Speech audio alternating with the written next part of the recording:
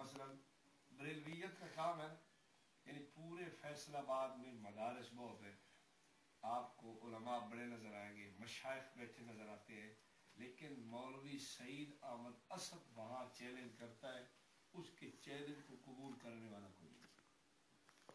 اب ظاہر بات ہے، ایک آدمی کو بار بار کہا جائے کہ یہ چور ہے، چور ہے، چور ہے، چور ہے، اس چوک پہ کہا جائے، اس چوک پہ کہا جائے، شہر میں کہا جائے، ہر دیہات، ہر بستی، ہر قریہ، ہر گاؤں میں، تو لوگ بھی سن کے حیران ہوں گے کہ یار اس کو تو چور کہتے ہیں اور یہ آگے بات ہی نہیں کرتا، یہ تو خاموش ہے۔ تو یہ چیز اس کے چور ہونے پر دلیل بن جاتی ہے کہ یہ تو چپ ہی ہے، یہ تو اس نے تردید ہی نہیں کی، یہ تو گفتگو ہی نہیں کرتا۔ جیسے آج کل ایک پروپیگنڈا چل رہا ہے کہ جی جہاں کہیں دھماکہ ہو کہتے ہیں جی طالبان نے ذمہ داری قبول کر لی۔ بھائی تمہیں کیسے پتا چلا طالبان؟ اخبار میں آ گیا۔ میں نے کہا اخبار والوں یہ میڈیا تو تمہارا ہے، تو ایسے ہی ان بیچاروں کو بدنام کر رہے ہو۔ تو نہیں جی، اگر وہ نہیں تھے تو تردید کر دیتے، تردید کس پہ کرے؟ میڈیا پہ تو تمہارا قبضہ ہے، اخبارات تمہارے پاس، چینل تمہارے پاس، ٹی وی تمہارے پاس، سب کچھ، ریڈیو تمہارے پاس، وہ کہاں تردید کرے؟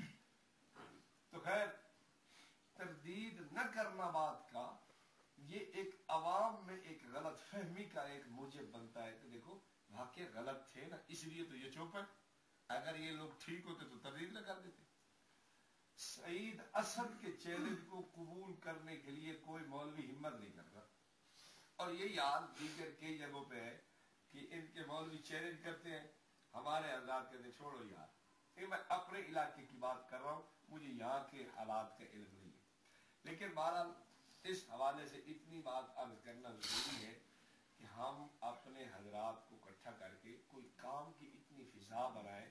وہ لوگ محفل میلاد کے نام سے اپنا کام کر رہے ہیں، سال پورے میں ان کی محفل میلاد ختم نہیں ہوتی، سال میں جب دیکھو محفل میلاد، محفل، اور حکومت کو بھی پتہ ہے۔ ہم ایک دفعہ تقریر کرنے کے لیے آئے، یہ ضلع باغ کوٹلی آزاد کشمیر میں ایک جگہ ہے تتا پانی زدوا، بریلویت بہت تھی، ہم نے تقریر کی، میرے ساتھ ایک ساتھی تھا، اس نے بڑی گرم تقریر کی اور کہا احمد رضا پہ کروڑ مرتبہ لعنت بھیجی تھی، اور یہ بریلوی اکٹھے ہو گئے، انہوں نے کہا مولوی کو ہم قتل کرتے ہیں۔ بہرحال پولیس درمیان میں پڑی، جان بچ گئی، اللہ رب العالمین نے عافیت فرمائی۔ اب وہ ایس ایچ او ہمیں کہنے لگا ہمیں پتا ہے جب تم نے بریلویوں کو گالیاں دینی ہوتی ہے نا تو تم جلسے کا نام سیرت النبی رکھ لیتے ہو، اور جب انہوں نے تمہیں گالیاں دینی ہوتی ہیں تو پھر جلسے کا نام رکھتے ہو محفل، وہ جلسے کا نام محفل میلاد رکھ لیتے ہیں۔ اب حالت یہ ہے، اور اس پہ تھوڑا بہت غور و فکر کیا جائے کہ جہاں دین کے پھیلانے کی بات ہے وہاں دین کے تحفظ کی بات بھی ہے۔ اب ہم اپنے مرکز علمی کو دیکھتے ہیں، یعنی دارالعلوم دیوبند کو دیکھتے ہیں، دارالعلوم دیوبند جہاں تعلیم کے پھیلانے کا ایک کام کرتا رہا، وہیں دارالعلوم دیوبند کی بنیاد کی تاسیس کی وجہ یہ تھی کہ دارالعلوم دیوبند فتنوں کے خلاف کام کرے گا۔ آپ کے علم میں حضرت شیخ الہند رحمۃ اللہ علیہ اور حضرت شیخ العرب والعجم حضرت مدنی رحمۃ اللہ علیہ، ان کے بارے میں ایک دفعہ بات اٹھی کہ یہ سبق تو پڑھاتے نہیں ہیں، کبھی سبق کسی وقت ہو رہا ہے، کبھی کسی وقت ہو رہا ہے، کبھی کسی وقت ہو رہا ہے، تو مقصود تو تعلیم ہے، تعلیم ہو رہی نہیں۔ حضرت شیخ الہند رحمۃ اللہ علیہ نے فرمایا بھائی تمہیں پتہ ہے کہ دارالعلوم دیوبند کیوں بنایا گیا تھا؟ یہ نہیں پتا۔ فرمایا دارالعلوم دیوبند کی اصل بنیادی مقصد، بنیادی وجہ یہ تھی کہ ہم فتنے کے خلاف کام کریں گے۔ جب 1857 کی جنگ آزادی میں ہمارے بزرگوں نے حالت دیکھی تو پھر مشورہ ہوا کہ کیا کیا جائے، اس فتنہ انگریز کو بگانے کے لیے کیا کیا جا سکتا ہے۔ تو سب کی ایک رائے سے ایک دارالعلوم کا قیام یہ ضروری سمجھا گیا کہ دارالعلوم بناؤ اور یہاں بیٹھ کے افراد تیار کر کو ان کو میدان میں چھوڑو جو اس فتنے سے ٹکراتے رہے۔ پہلا طالب علم حضرت شیخ الہند رحمۃ اللہ علیہ تھا، اور وہ طالب علم کیا ہے پھر اس نے انگریز کو بھگا کے دکھایا ہے۔ جس کو شیخ الہند کے ہاتھ لگے ہیں وہ آدمی ایک پوری تحریک بن کے ابھرا ہے۔ حضرت مدنی رحمۃ اللہ علیہ کے بارے میں ایسے ہی ہے، تو حضرت مدنی نے پوچھا احباب سے بھائی دیکھو بتاؤ میں حضرت شیخ الہند کے طرز سے ہٹ گیا ہوں؟ کہا نہیں جی آپ ان کے طرز سے تو نہیں. فرمایا پھر ٹھیک ہے، اگر میں ان کا طرز چھوڑ چکا ہوں تو پھر دارالعلوم دیوبند کی آپ تاسیس اور اس مقصود کو آپ کہہ کے چھوڑ دیا ہے. اگر میں دارالعلوم دیوبند کی مقصد بنیاد پہ کھڑا ہوں تو پھر آپ مجھے یوں نہ کہیے کہ آپ کی وجہ سے مدرسے کا نظام خراب ہو گیا. ہمارے بزرگوں کی سوچ یہ تھی کہ ہم تعلیم بھی ہے اور تعلیم کے ساتھ ساتھ وہ آپ دیکھ رہے ہیں کہ فتنوں کے تعاقب اور فتنوں کے خلاف بھرپور کام کر گئے. اب بریلویت کے حوالے سے میں ایک دو مثالیں عرض کر کے بات ختم کرتا ہوں. دیکھیں اب حضرت مولانا رشید احمد گنگوئی رحمۃ اللہ علیہ قطب ارشاد فقیہ النفس جن کے بارے میں ہم سب جانتے ہیں، ان کی علمی اور ان کی روحانی خدمات ساری امت کے سامنے ہیں. اب انہوں نے خود مولوی عبدالسمیع رامپوری، حالانکہ پیر بھائی ہے، حاجی امداد اللہ مہاجر مکی کا خلیفہ مجاز ہے، لیکن اس کے باوجود حضرت نے اس کے خلاف کتاب لکھوائی ہے، براہین قاطعہ علی ظلام انوار ساطعہ. یہ کتاب لکھوائی ہے اور کتاب لکھوا کے اس پہ تقریر بھی ثبت کی ہے. فتنوں کے خلاف کام دیکھیں. پھر مولانا خلیل احمد سہارنپوری رحمۃ اللہ علیہ نے صرف کتاب نہیں لکھی بلکہ عملی طور پر بھی میدان میں مناظرے کیے. حضرت حج پہ تشریف لے جا رہے ہیں، جہاز نکلنے لگا ہے، پیچھے سے بریلیوں نے شور ڈال دیا کہ حضرت یہ تو بھاگ گئے بھاگ گئے بھاگ گئے. لوگوں نے کہا جناب بھاگ گئے. اب حضرات آئے کہنے لگا حضرت آپ حج پہ جا رہے ہیں، پیچھے یہ تو پروپیگنڈا ہے. فرمایا چلو حج بعد میں کر لیں گے، لیکن پہلے اب ان کی عقل ٹھیک کر کے پھر جائیں گے. جب حضرت ٹھہرے، اللہ کا کرنا یہ تو ان کی تو شرارت تھی، بھائی حضرت تو جا رہے ہیں تو چلو ہمارا ایسے مفت میں ایک کام بن جائے گا. حضرت کے رہنے سے وہ بھاگ گئے. حضرت نے وہ جناب جہاز بھی مل گیا اور حج بھی ادا ہو گیا. تو ہمارے اکابر کی ایک سوچ تھی، جہاں تعلیم، جہاں اشاعت دین، وہاں تحفظ دین کی بھی بہت بڑی کوشش کی جائے. اور اس کے لیے میں اپنے آپ کو دیکھوں کہ میں کیا کر رہا ہوں. دین کی حفاظت کے لیے مختلف فتنہ غیر مغلویت ہے، مماسیت ہے، مرزیت ہے، شیعت ہے، بریلویت ہے، ان فتنوں سے بچانے کے لیے میں امت کا کتنا خیال کر رہا ہوں اور کتنا میری ذمہ داری بنتی ہے. چونکہ یہ بات تو پکی ہے، ہمارا ایک سلسلہ نسب ہے، یعنی مادر علمی کی طرف دارالعلوم دیوبند کی طرف ہم سب کا ایک سلسلہ چلتا ہے. تو وہاں دارالعلوم دیوبند سے جو پاکستان میں حضرات پڑھ کے تشریف لائے ہیں، آپ ان حضرات کو دیکھیے، جہاں جہاں جو بیٹھا ہے پوری تحریک کا کام کر گیا. قاضی مظہر صاحب رحمت اللہ علیہ کو دیکھیے، پوری تحریک اور چکوال کے گرد و نواح میں ان کا کام نظر آتا ہے. اور دیگر جتنے حضرات کو آپ دیکھتے جائیں، پوری ایک تحریک چلائی ہے ان لوگوں نے، فتنوں کے خلاف کام کرنے کا بہت بڑا کام انہوں نے کیا. تو میری عرض یہ ہے، ہم جہاں اپنی دیگر مصروفیات پہ وقت دیتے ہیں تو اس پہ بھی وقت دیں. اس کی صورت کام کرنے کی ہو سکتی ہے کہ ہم اس کے لیے عوام الناس کو اکٹھا کریں اور اس کو تربیتی نشستیں رکھیں.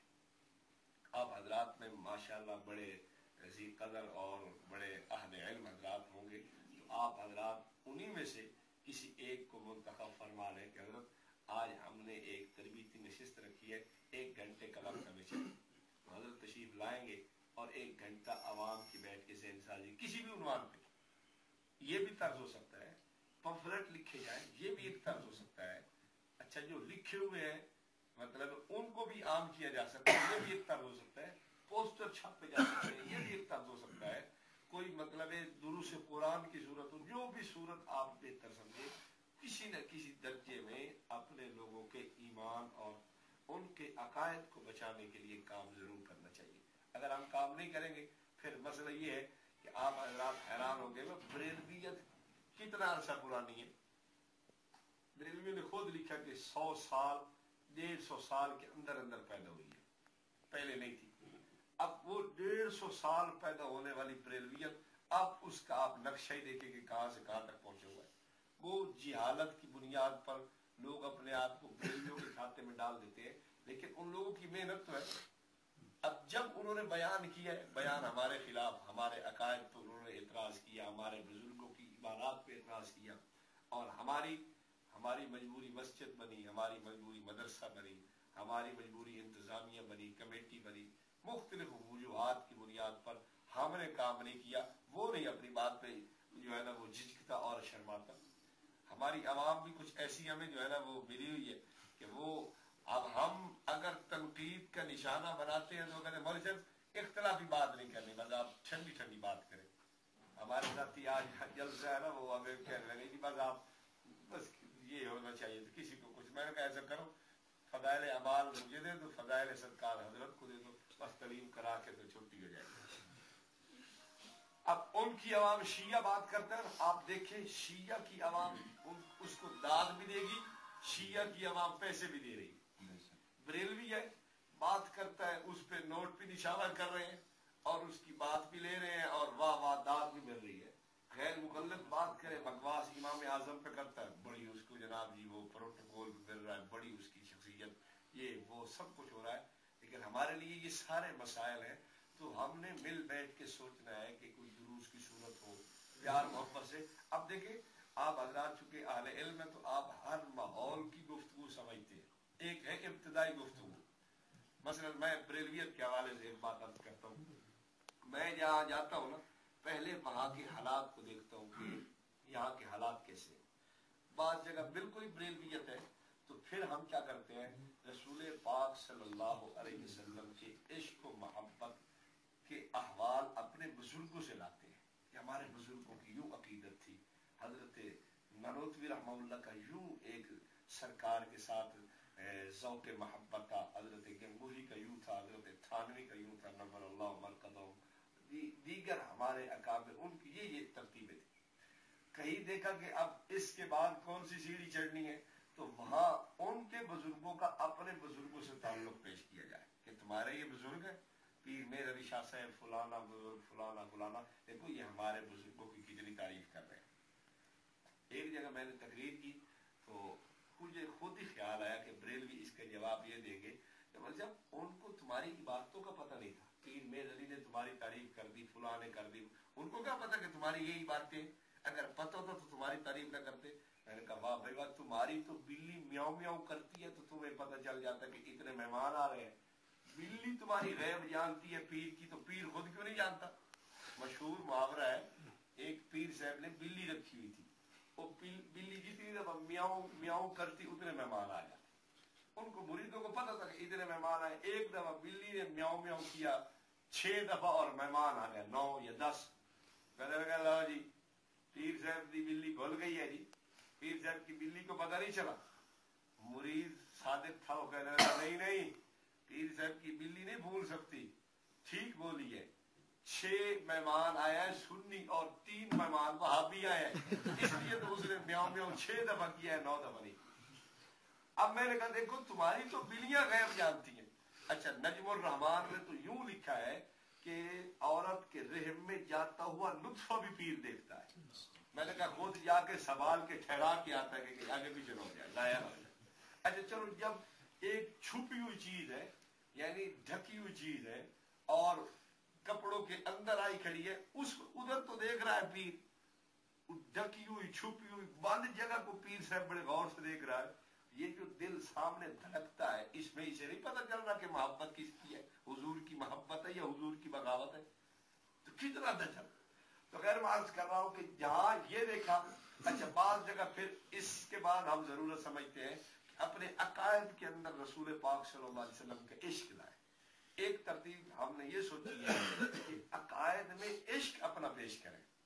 یعنی میں بشریت کا عقیدہ رکھتا ہوں، وہ انکار بشریت کا عقیدہ رکھتا ہے، اس میں عشق دکھائیں کہ عشق اس کے پاس ہے یا میرے پاس. نور وہ بھی مانتا ہے میں بھی مانتا ہوں، لیکن نور ماننے کی طرز الگ ہے، سوچ الگ ہے. جس طرز پہ میں نور مانتا ہوں میں اس کو عشق کے انداز میں پیش کروں. دیکھو جو میں نور مان رہا ہوں اس سے حضور کا عشق جھلکتا ہے، جیسے تو مانتا ہے اس سے سرکار کی شان کا کم ہونا نظر آتا ہے. اسی طرح حاضر ناظر کا عقیدہ اس میں عشق دکھائے، علم غیب کا عقیدہ اس میں عشق دکھائے، مختار کلی کا عقیدہ اس میں عشق. یعنی عشق کی یہ لفظ اور یہ رٹ یہ ضرب و یضرب گردان کی طرح ایسی پڑی جائے کہ عوام کو انہوں نے اتنا جھوٹ بولا کہ ہم عاشق عاشق عاشق، عوام ان کے ساتھ کھڑی ہے. اگر یہ سچ ہم چند ہی دفعہ بولیں گے تو انشاءاللہ اس کا بہت بڑا اثر پڑے گا. اور کہیں پھر ضرورت پڑتی ہے کہ مثلا ان کا کوئی بنتی عالم آیا, اس نے اعتراض کیا, تو پھر کبھی کبھی اس کی ٹھکائی کی ضرورت بھی پڑ جاتی ہے کہ تمہارا احمد رضا یوں ہے. ایک جگہ مولوی ان کا آیا, اس نے تقریر کی, اس نے کہا تمہارا یوں تھا, حضرت تھانوی پہ تبرہ کیا, فلاں پہ فلاں پہ. میں نے کہا اپنی زبان کو بند کرو, ورنہ مولوی احمد رضا خان نے آگے سے کرتا اپنا خود اٹھا دیا تھا. یہ اس کی کتابوں میں لکھا ہوا ہے کہ آگے سے کرتا اس نے شلوار پہنتا نہیں تھا, کرتا اٹھا دیا تھا. میں نے کہا اگر تم باز نہ تو پیچھے سے کرتا ہم اٹھا کے پھر دیکھ لینا. پھر اگر تمہیں ہمارے بزرگوں کی عزت کا پاس نہیں ہے تو چوک پہ ننگا ہم بھی سے کر دیں گے. اگر اپنے بزرگ کی عزت بچانی ہے تو ہمیں کچھ رکھو. اور اس کا اثر ہوا. توحید سیمینار اشرف جلالی کرتا تھا, اب بھی کرتا ہے لاہور میں.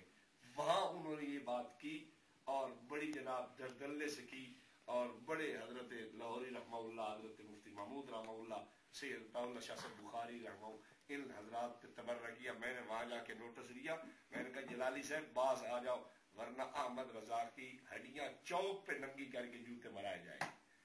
اگر اپنی عزت درکار ہے تو ہمارے کافر کو کچھ رکھو.